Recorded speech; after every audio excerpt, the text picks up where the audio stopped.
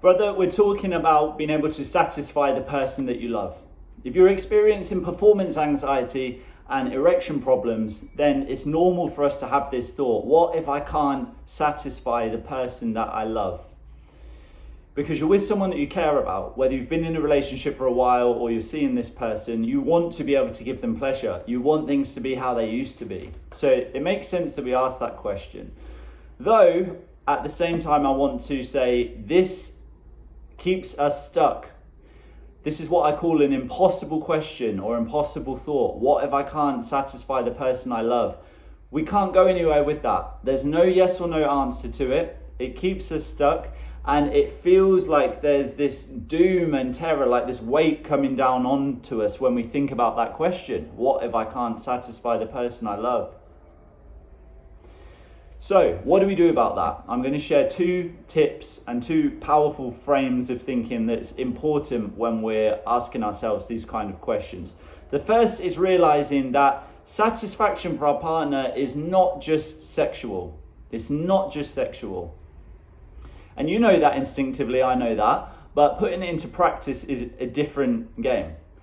So how do we do that? Well, by asking simple questions such as, how do you like when I touch you? In what way makes you feel really good? And I'm not just talking about sexual touch here. It could be holding hands, it could be hugging, putting your arm around your partner.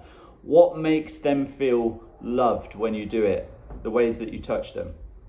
Where when I kiss you on your body makes you feel loved? What way when I look at you or wink at you, what makes you feel noticed and seen and loved?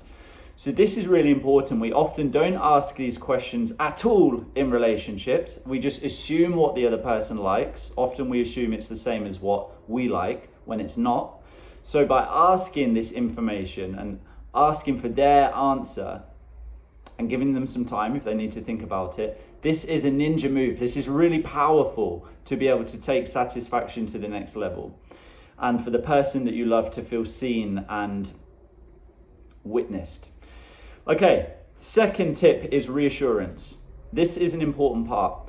You are thinking, what if I can't satisfy the person I love? And they may have some awkwardness around what's going on as well. Why? Because they feel unsafe, right? They're thinking, what if it's me? What if I'm not good enough for them? What if they don't like me?